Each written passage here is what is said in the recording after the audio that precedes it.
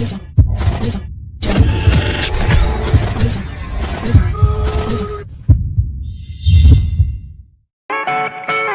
feel like I'm on the ball today. I even felt exempted from the law today. It's like this revelation dawned on me. It's so amazing, help support the cause. I get everyone involved. I feel like I'm on the ball today. I even felt exempted from the law today.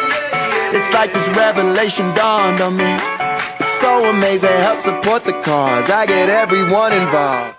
Good Monday morning. A pleasure to see you back in the seat, my son. Yeah, great Monday morning. Good to be back. It's crazy to think that a week ago I was in New York still.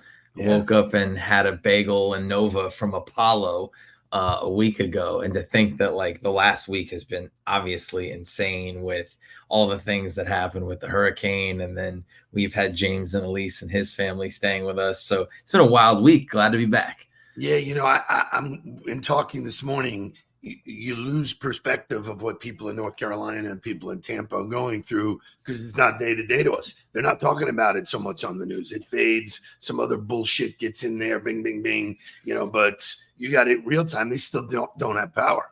Yeah, like they're still waiting to get power back. So they're hopeful to get it today. So I think they're going to start heading back to Tampa tonight to try to get back to normal tomorrow. But to think that like they've been for a full week out of their house and out of their routine and just trying to make it work. But it's been great. The community parenting that's been going on at the Nudelberg house has been a blast.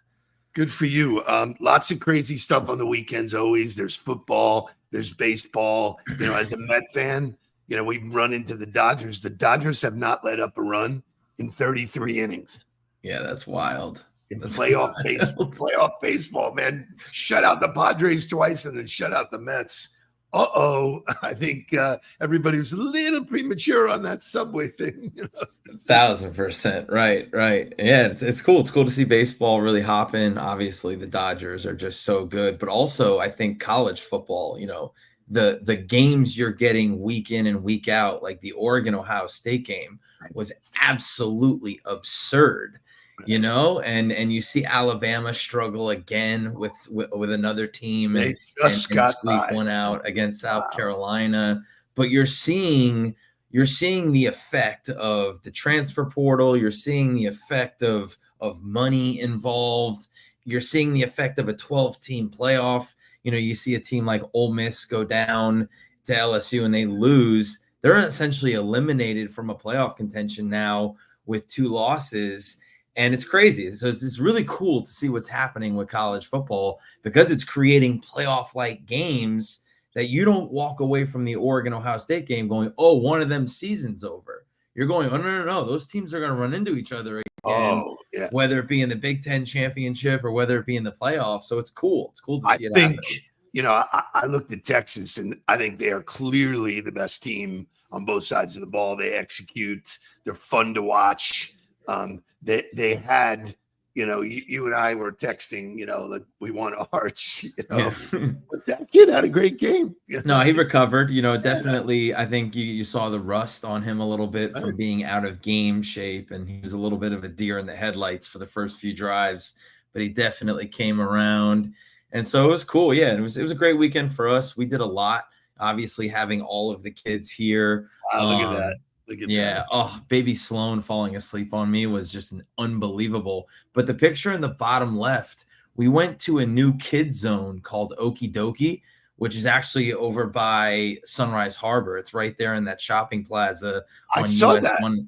They just recently opened, and it was a fantastic little play area. I mean, they did an unbelievable job building it all the way back. It's a big space. And they have little areas for kids of all ages, all the way up to 8 years old. And we went in there on Sunday morning after going out Saturday night as parents, which was a blast. Shout out to Jake for kind of being our tour guide through downtown Fort Lauderdale and all the places to go. We had a great time. But then Sunday woke up with the kids, went to breakfast at Goldberg's, and went and killed an hour and a half there. And it was a blast. Unreal. Yeah, for me, it's birthday weekend for Helen. We went to our favorite place, Casa d'Angelo. That's her favorite place. So we went and had dinner. did the whole take care of the digits stuff. So really nice. A little yeah, celebration fun, weekend. real weekend. I was so looking forward to football on Sunday. Just the whole fact that it starts at 9:30, I love. So all of a sudden we're boom, boom, boom. We're watching Baltimore against Washington was a fantastic game. I think you're looking at two amazing quarterbacks. But here's a fun fact for a Monday. This gentleman, who is that? Shane Falco, baby. Shane Falco. Listen to this. How about this? Keanu Reeves was reportedly so good in playing Shane Falco as quarterback that the Baltimore Ravens actually tried to hire him as a quarterback. They worked him out. He said no.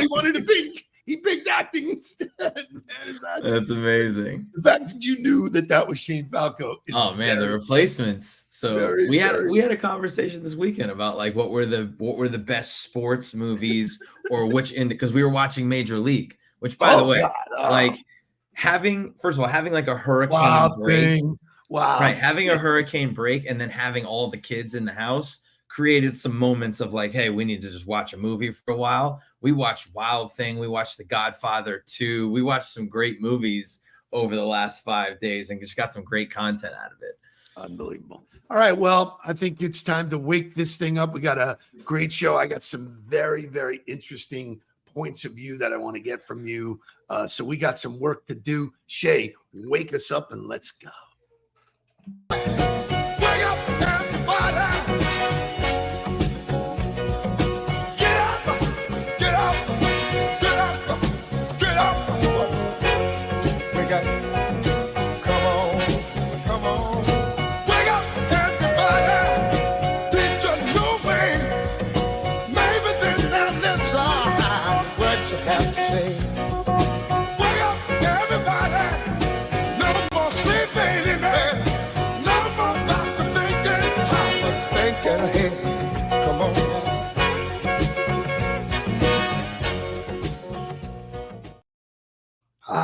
So good morning, Mike Ficara.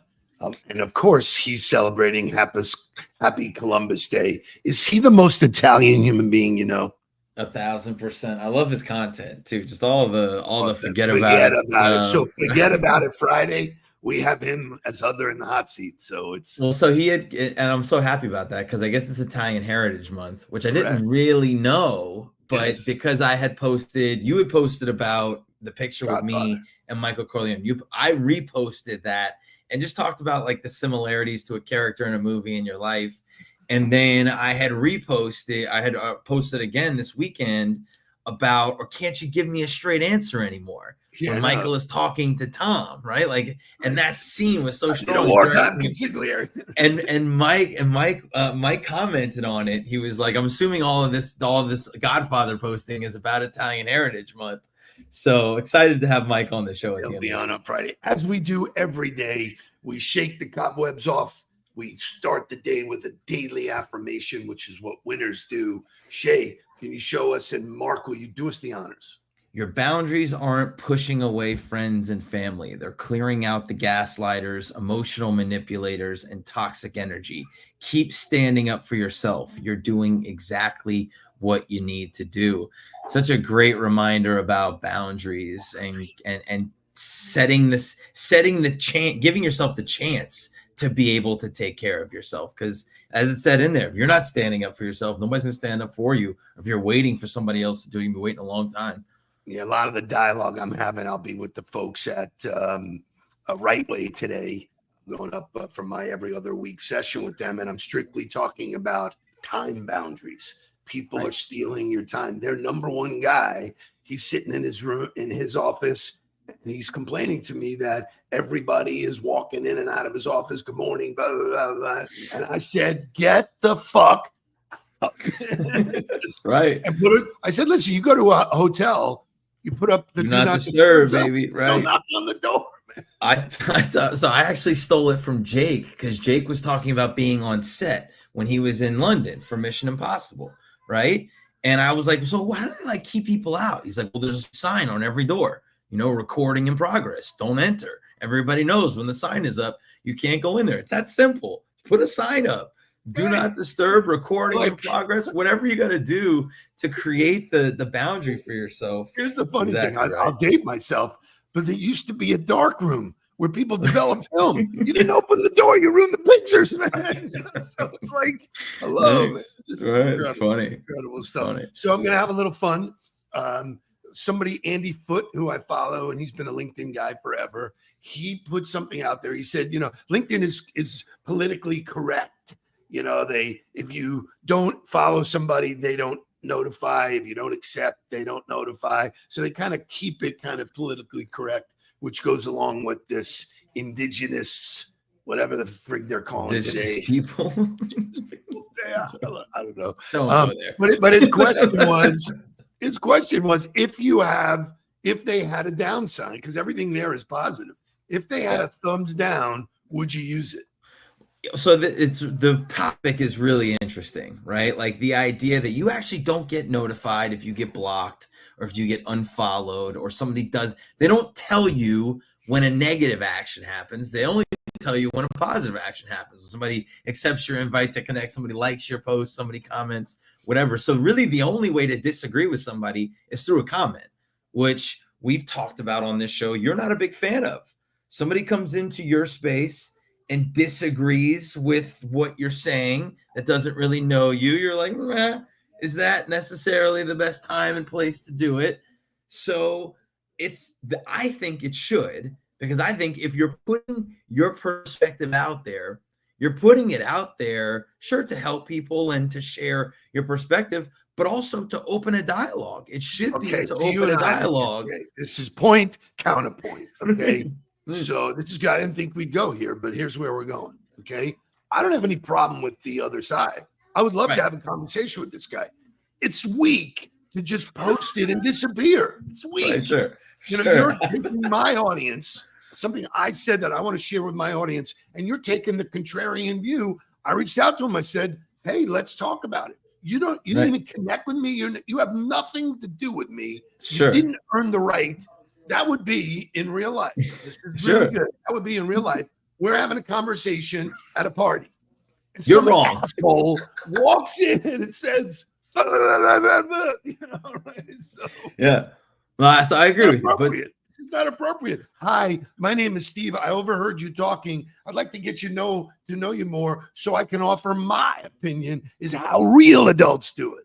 I love that. I love that there's an etiquette to it, right? Yeah. But to that point, there should be a dislike. Like I should be able to dislike it. Yeah. I think there should be a question mark, right? Instead of a dislike. Shay, give me a bang on a Monday morning. Pulls up 3-pointer. Bang! Bang! It's good. That is unbelievable. I don't know. Like I need more context. I need more understanding. I've got a different point of view, but there should be like a question mark that pushes people to then expand upon. Like I'm all for, like I had real time. This happened to me. I just shared a story that happened. We were on a new business call with an owner of a company, and the owner said to me point blank, "I hate salespeople." Yes, said straight to me, "I hate salespeople." Right, and his point was he doesn't want to be sold to, and he's built his business never selling anything to anybody ever. And so I shared that, and it was interesting to see a lot of people come out and like rah for salespeople and be like, oh, if that owner hates salespeople, then his business is going to go out of business soon. And it's like, he's got a point. He hates the idea of what people get taught in sales. He hates people who show up to sell. But that post got a lot of contrarian points of view, which I think are great because it opens up the opportunity to have a conversation with you and say, well, let's talk about why you feel that way. Pre-getting in the business and taking the leadership role you did, if somebody mentioned the word salespeople, what vision did you get? The used car salesman. Danny right? DeVito like, and right. 1,000%. Just come on. Or Glenn Ross, right? Like the people are hounding, like, give me the good leads and coffees for closers and that whole thing, which is it's not reality. it's not reality. One of the Sharks, Robert Herkovic, posted something this morning on Instagram that I shared with you guys. There is a place for salespeople, but it's not taking your money. It's solving a problem or helping somebody uncover a problem or something like that. None of the sleaziness, none of that stuff. So we could go on forever, but here's what I do know, that if you are a professional and you want to get better at anything, baseball, football, sports, this is what we're doing, you got to try. Michael McDonald, let's go.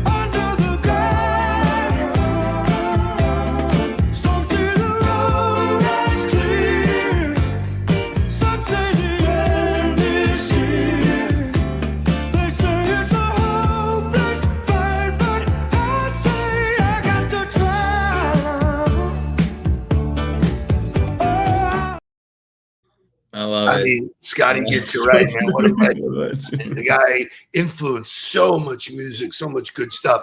But here's where I want people to focus.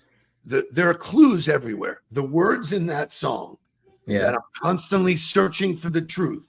Some people see the change. Some will remain the same. Yeah, right. Bingo. And that is everything that we're about. We're about that change. So I love that. I love Michael McDonald. You know that. And just the single liner of like, I have to try. Some people say it's a waste of time, but I have to try. Like, if you're not trying, what the fuck are you doing? What are you doing? You get out of bed every day, just making excuses. Oh, it's raining.